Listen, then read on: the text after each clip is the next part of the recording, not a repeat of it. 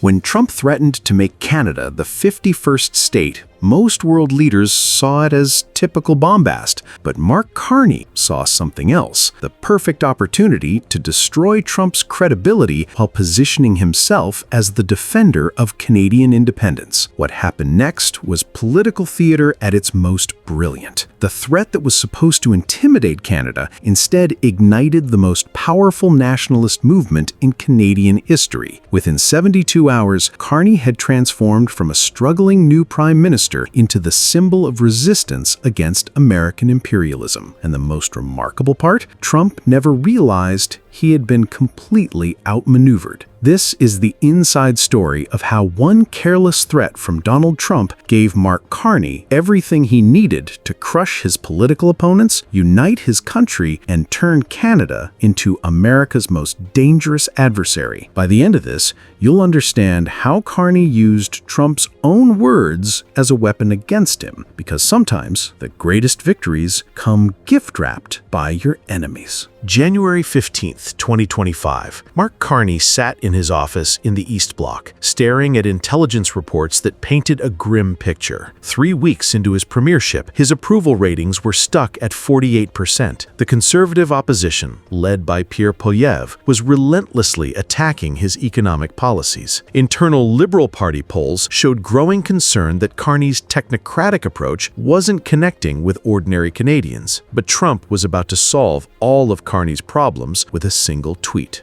That morning, during his daily intelligence briefing, Carney's chief of staff, Katie Simpson, had delivered troubling news from Washington. Trump's inner circle was discussing increasingly aggressive approaches to the Canada relationship. Economic force had been mentioned multiple times in intercepted communications, but nobody was prepared for how direct Trump would be. At 11:47 a.m. Eastern Time, Trump's fingers hit his Truth Social keyboard with the message that would change everything. Many Canadians want to be the 51st state. Why not? Beautiful idea. No more borders, no more problems. Make America greater. The reaction in Carney's office was immediate. "Sir, you need to see this," Simpson said, rushing into the Prime Minister's office with her tablet. As Carney read Trump's words, a slight smile appeared at the corners of his mouth. His communications director, Sarah Chen, looked puzzled by the Prime Minister's calm reaction. "Sarah," Carney said quietly, "cancel my afternoon meetings and get me the leaders of all opposition parties on the phone within the hour." "All of them, sir? Even the Bloc?" "Especially the Bloc. Trump just handed us the biggest political gift in Canadian history." What Carney understood immediately was that Trump had made a fundamental miscalculation. There is perhaps no faster way to unite Canadians across all political, linguistic, and regional divisions than to suggest their country should be absorbed by the United States. Trump had just triggered the most powerful unifying force in Canadian politics, the determination to remain independent from American control. But Carney wasn't just going to react to Trump's threat, he was going to weaponize it. Within 2 hours of Trump's post, Carney had assembled an unprecedented coalition in Canadian politics. Conservative leader Pierre Poilievre, Bloc Québécois leader Yves-François Blanchet, NDP leader Jagmeet Singh, and Green Party leader Elizabeth May all gathered via secure video conference. "Gentlemen, Miss May," Carney began, "I think we can all agree that regardless of our political differences, we share a fundamental commitment to Canadian sovereignty." The response was immediate and unanimous. "Prime Minister," Poilievre said, his usual combative tone replaced by genuine concern, "whatever our disagreements on domestic policy, no Canadian politician can allow this kind of threat to our independence to stand unchallenged." Blanchet was even more emphatic. "If Trump thinks he can absorb Quebec into his empire, he has fundamentally misunderstood who we are as a people." What followed was the most remarkable display of political unity in Canadian history. Within 4 hours, all major party leaders had signed a joint statement that Carney's team had drafted with surgical precision. But the joint statement was just the beginning of Carney's strategy. While his political opponents saw the need for unity against external threat, they didn't realize that Carney was positioning himself as the leader of that unity. Every strategic decision in the response was designed to make Carney appear as the steady hand guiding Canada through its greatest sovereignty crisis since Confederation. "I want to address the nation tonight," Carney told his communications team, "and I want Trump to know that he picked the wrong country to intimidate. If you're watching watching this because you want to see how a master politician turns external threats into internal strength, smash that subscribe button now. Because what Carney was about to do would not only crush Trump's credibility, but transform the entire dynamic of North American politics. The speech Carney would deliver that evening wouldn't just respond to Trump's threat, it would use that threat to fundamentally reshape how Canadians saw their relationship with America and how the world saw Canada's place in global politics. But first, he had to make sure every word would hit like a guided missile. By 6 p.m. that day, something remarkable was happening across Canada. In coffee shops, workplaces, and social media, Canadians who normally disagreed about everything were finding common ground in their outrage at Trump's suggestion. In Quebec, sovereigntist leader François Legault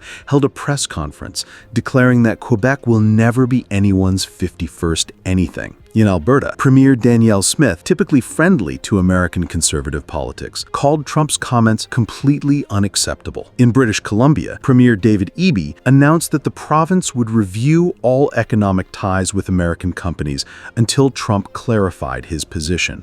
But the most significant reaction was happening at the grassroots level. Videos began appearing on social media of Canadians from coast to coast expressing their fury at Trump's presumption. A viral TikTok video showed a grandmother in Newfoundland saying, "My grandfather died fighting fascists in World War II. I'll be damned if his granddaughter becomes an American because some bully says so." Canadian social media exploded with hashtags like Never the 51st, Canada First, and Proudly Canadian. But more importantly, polling companies began conducting emergency surveys to measure the public response. The numbers were staggering. By evening, preliminary polling showed that 89% of Canadians opposed any form of political integration with the United States.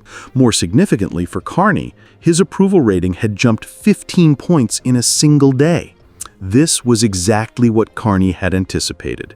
He understood that Trump's threat would not only unite Canadians, but would position whoever led the response as the defender of the nation. By acting quickly and decisively, Carney was ensuring that he would be seen as that defender. At 8 p.m. Eastern Time, all major Canadian television networks carried Carney's address to the nation. The setting was carefully chosen, not the traditional Prime Minister's office, but the House of Commons chamber, surrounded by the symbols of Canadian parliamentary democracy. But what Carney said in those 12 minutes would transform him from a struggling new prime minister into a national hero. "My fellow Canadians," Carney began, his voice carrying a gravity that immediately commanded attention. "Today, the President of the United States suggested that Canada should become America's 51st state. I want to be absolutely clear about Canada's response to that suggestion." He paused, letting the weight of the moment settle. "Canada will never, ever, under any circumstances, surrender our sovereignty to any foreign power. Not now, not ever, not for any reason." The line would become the defining quote of Carney's premiership. For over 150 years, Canadians have built something unique in this world. A country that embraces diversity while maintaining unity. A nation that chooses cooperation over conflict. Dialogue over dominance. A people who believe that strength comes not from imposing our will on others, but from standing up for our principles when those principles are challenged. The speech was masterfully crafted to do several things simultaneously. It positioned Canada as morally superior to Trump's America. It unified Canadians around shared values, and it presented Carney as the embodiment of those values. To President Trump, I say this: you have fundamentally misunderstood who we are and what we represent. Canadians do not bow to threats. We do not surrender our independence because someone else thinks it would be convenient. We do not abandon our identity because a bully suggests we should. This was where Carney began his most brilliant maneuver. Instead of just defending against Trump's threat, he went on the offensive, systematically dismantling Trump's credibility while building up Canada's international stature. You speak of making America greater, but your actions make America smaller. You speak of strength, but you show weakness. You speak of leadership, but you demonstrate the opposite. The personal attack on Trump was calculated to provoke a response. Carney wanted Trump to escalate because every Trump tantrum would further unite Canadians behind their prime minister. Canada stands ready to work with any American administration that respects our sovereignty and treats us as the equal partner we have always been. But we will never compromise our independence for the convenience of any foreign leader. But the most powerful part of the speech was still coming. Let me tell you what makes Canada great. We are great because we choose to be free. We are great because we build bridges instead of walls. We are great because we welcome the world's diversity while maintaining our own identity. We are great because when bullies threaten us, we do not submit. We stand taller.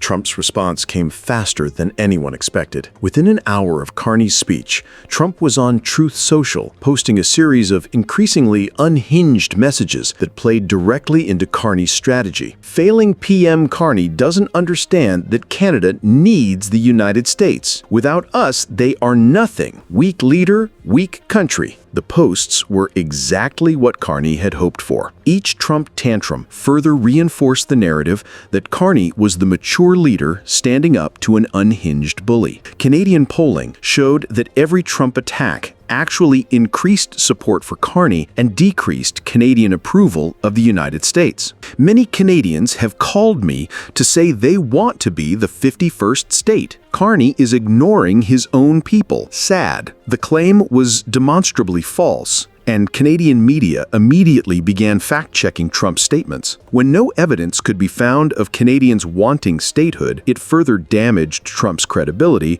while boosting Carney's position as the defender of truth. But Trump wasn't finished embarrassing himself. Canada is totally dependent on the U.S. for defense. Maybe it's time to review our NATO commitments to countries that don't appreciate American protection. This threat backfired spectacularly. European NATO allies, already concerned about Trump's reliability, began publicly supporting Canada and questioning American commitment to the alliance.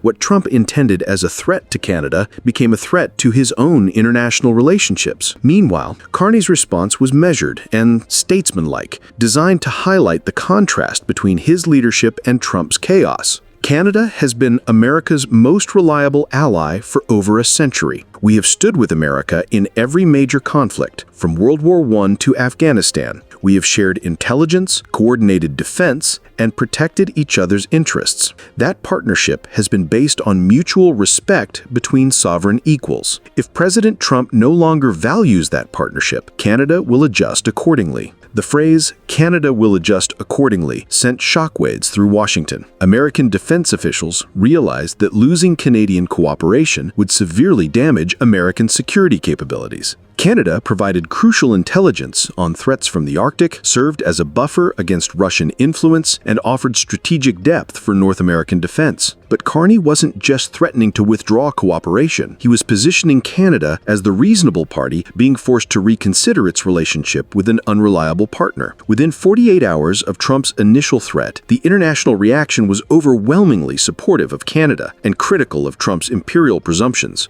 French President Emmanuel Macron tweeted, "Canada is a sovereign nation and valued partner. France stands with all nations defending their independence against imperial ambitions." German Chancellor Friedrich Merz was more direct. The suggestion that democratic nations should be absorbed by larger powers reflects a fundamental misunderstanding of international law and democratic values. But the most significant support came from an unexpected source. British Prime Minister Keir Starmer issued a statement that effectively chose Canada over America in the dispute. The United Kingdom has learned through historical experience that empires built on forced integration are ultimately unstable and unjust. We support all people's right to self-determination and democratic independence. The statement was a barely veiled reference to American independence from Britain, suggesting that just as Americans had rightly rejected British imperial control, Canadians should reject American imperial ambitions. What was happening was unprecedented in modern international relations.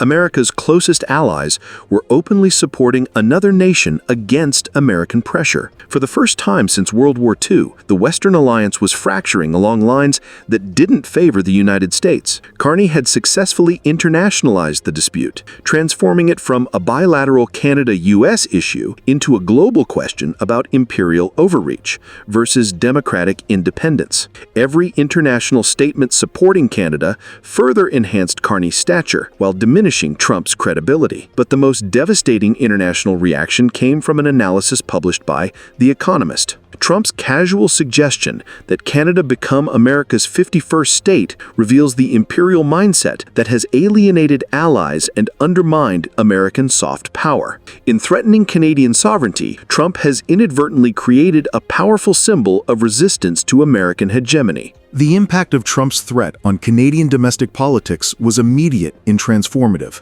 Within a week, Carney's approval rating had reached 67%, higher than any Canadian prime minister since Brian Mulroney's post-election honeymoon. But more importantly, the political dynamics had completely shifted. Conservative leader Pierre Poilievre found himself in an impossible position. His populist, Trump-inspired political style had been his greatest asset, but now association with Trump had become toxic in Canadian politics. Polls showed that 78% of Canadians viewed Trump unfavorably, making it politically suicidal to defend or emulate him. Prime Minister Carney has shown the leadership this moment demands, Poilievre was forced to say in a painful press conference. While we continue to disagree on domestic policies, all Canadians can be proud of how he has defended our sovereignty. The Bloc Québécois experienced an even more dramatic shift. Traditionally focused on Quebec independence, party leader Yves-François Blanchet found himself defending Canadian unity against American imperial threat. Quebec's future lies with Canada, not as a subordinate state in the American empire, Blanchet declared, effectively abandoning separatist rhetoric in favor of Canadian nationalism. The New Democratic Party faced a similar transformation. Leader Jagmeet Singh, typically critical of Carney's economic policies, was forced to support his international leadership. Prime Minister Carney is showing the world that Canada will not be bullied by any superpower, Singh said in a statement that effectively endorsed Carney's foreign policy approach. The political unity around Carney's leadership created an unprecedented situation in Canadian politics, a new prime minister with no significant domestic opposition on the defining issue of his tenure. What do you think about this political transformation? Was Trump's threat the best thing that ever happened to Carney's career, or would strong leadership have emerged anyway? Drop your thoughts in the comments. I want to hear whether you think this was brilliant strategy or just lucky timing. While Trump focused on political theater, Carney was quietly implementing an economic strategy that would make Trump's threats costly for America and profitable for Canada. Within a week of Trump's initial threat, the Canadian government announced a comprehensive review of all economic relationships with the United States. The review was officially described as ensuring that Canada's economic partnerships reflected the respect for sovereignty that Canadians expected. But the real purpose was to create economic pressure on American businesses and politicians. Canadian provinces began announcing boycotts of American products and services. Alberta, despite its traditional pro-American stance, announced that provincial government agencies would prioritize non-American suppliers for all new contracts. Ontario declared that American companies bidding on provincial projects would face additional scrutiny regarding their respect for Canadian sovereignty. The economic impact was immediate. American companies with significant Canadian operations began lobbying Trump to moderate his rhetoric. Michigan Governor Gretchen Whitmer publicly called for respectful dialogue with Canada after automakers warned about potential disruptions to integrated supply chains. But Carney's most sophisticated move was an energy policy. Canada began accelerating negotiations with European partners for liquefied natural gas exports, positioning Canadian energy as an alternative to both American and Russian supplies. The European Union, already seeking to reduce energy dependence on unstable suppliers, welcomed Canadian initiatives. Canada is a reliable partner that respects international law and democratic values, said European Commission President Ursula von der Leyen. The statement was a direct contrast to Trump's unreliable behavior, positioning Canada as the stable alternative to American leadership in global energy markets. More importantly, Carney was building long-term economic relationships that would reduce Canadian dependence on American markets. The threat that was supposed to make Canada more dependent on America was actually accelerating Canadian economic diversification away from American dominance. Trump's threat to review NATO commitments to Canada backfired even more spectacularly than his economic pressure. Within days of Trump's statement, European NATO allies began discussing enhanced military cooperation with Canada that would operate independently of American oversight. The response revealed how much American credibility had been damaged by Trump's erratic behavior. France announced joint Arctic patrol missions with Canadian forces. The United Kingdom proposed sharing advanced submarine technology with the Royal Canadian Navy.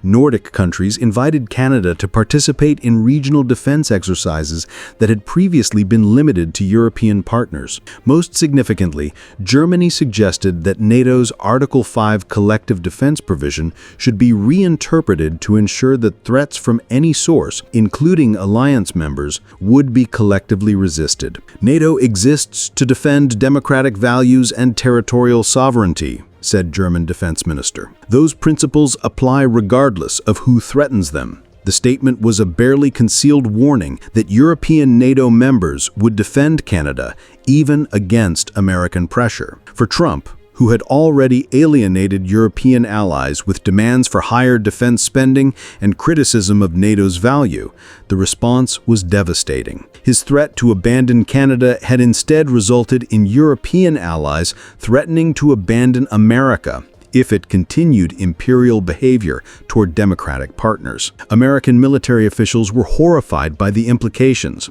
Joint exercises with Canada were fundamental to North American defense planning. Canadian intelligence sharing was crucial for Arctic security and early warning systems. The loss of Canadian cooperation would create massive vulnerabilities in American defense capabilities. Within 2 weeks, senior Pentagon officials were publicly contradicting Trump's threats. Canada is our most important bilateral defense partner, said a senior Defense Department official in an anonymous briefing. Any suggestion that we would reduce cooperation with Canada fundamentally misunderstands our strategic interests. The military establishment's resistance to Trump's anti-Canada rhetoric further damaged his credibility, while reinforcing Carney's position as the reasonable leader dealing with an unhinged American administration. By the time Carney called the snap federal election in March 2025, Trump's 51st state threat had completely transformed Canadian politics.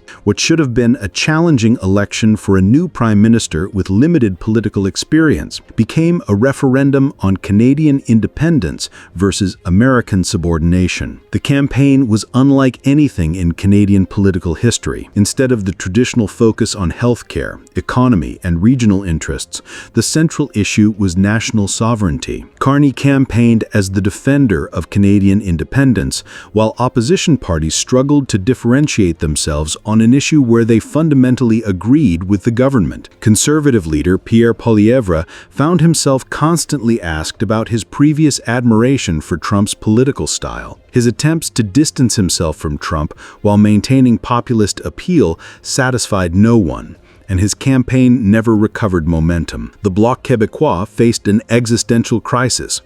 Their traditional message of Quebec independence seemed irrelevant when the real threat to Quebec's distinctiveness came from American absorption rather than Canadian federalism. Party support collapsed as Québécois voters rallied around Canadian independence rather than Quebec separation. The New Democratic Party struggled with a different problem. Their traditional anti-American rhetoric had been co-opted by Carney's more sophisticated resistance to Trump. Singh's criticism of American capitalism seemed redundant when Carney was actually implementing policies to reduce Canadian economic dependence on the United States. The result was a political landscape where Carney had effectively absorbed the nationalist appeals that had traditionally supported opposition parties, while maintaining the center-left economic policies that appealed to Liberal Party base. International observers described the election as a masterclass in political strategy. Carney had used an external threat to unite his country behind his leadership, while positioning himself as the indispensable defender of national independence. The man who had started his term with weak domestic support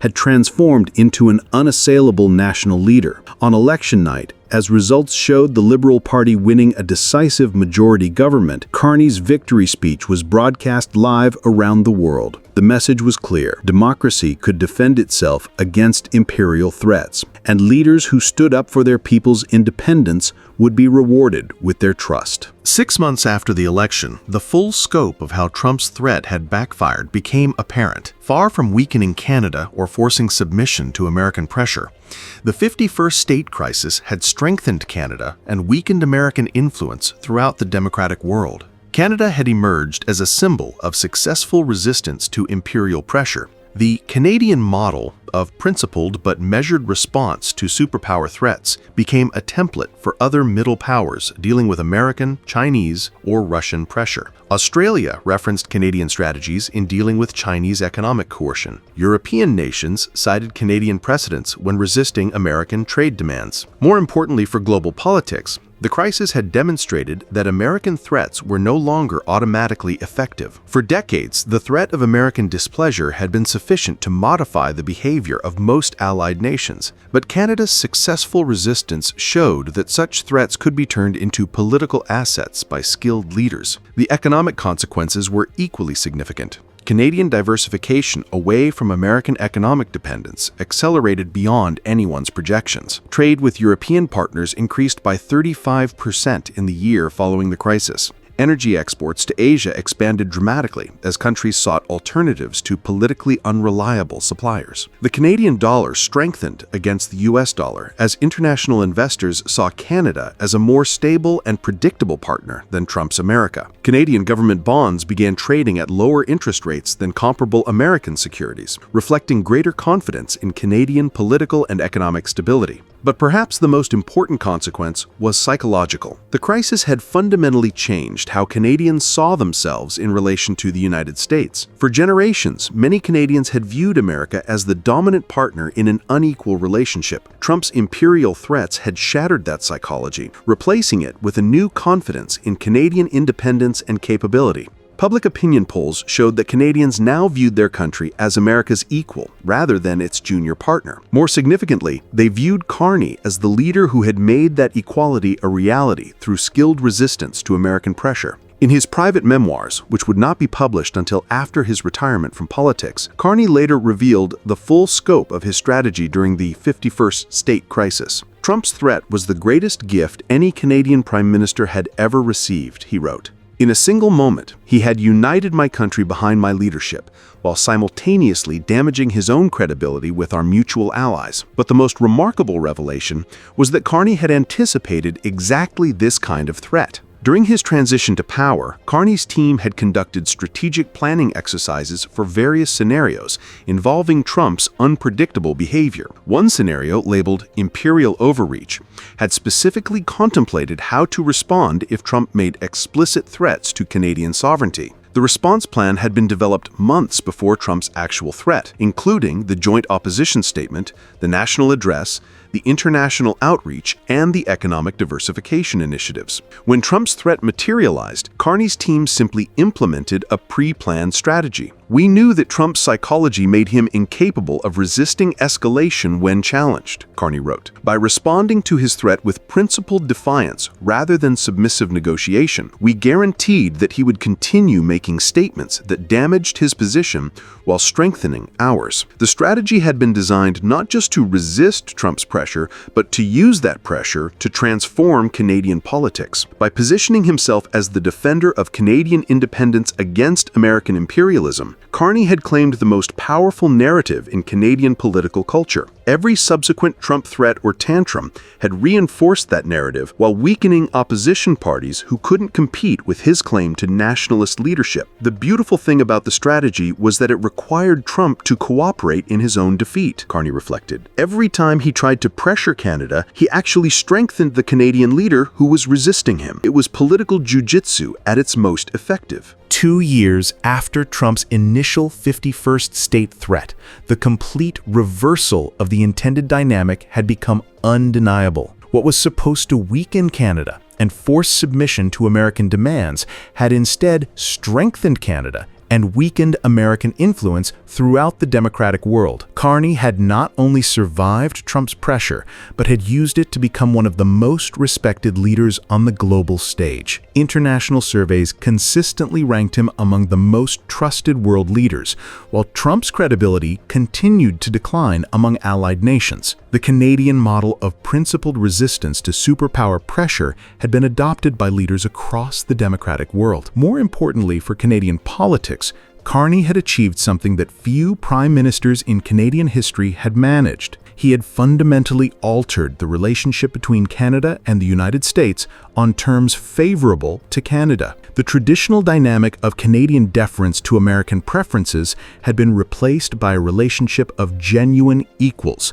where American demands were evaluated based on Canadian interests rather than automatically accepted. But perhaps the most satisfying outcome for Carney was watching Trump's own political fortunes decline. The 51st state threat had become a symbol of Trump's imperial arrogance and diplomatic incompetence. American voters increasingly saw Trump's behavior toward allies as embarrassing and counterproductive. Every reference to the incident reminded Americans of how their president had been outmaneuvered by a newly elected Canadian Prime Minister. Standing in his office 2 years later, looking out at the Ottawa River as he had on that January day when Trump first made his threat, Carney reflected on how completely the tables had turned. The man who was supposed to make America great again had instead made Canada stronger, more independent, and more respected than it had been in generations. And the threat that was supposed to intimidate Canada into submission had instead given Canada everything it needed to emerge as America's equal on the world stage. Trump had intended to demonstrate American dominance over its northern neighbor. Instead, he had provided the perfect demonstration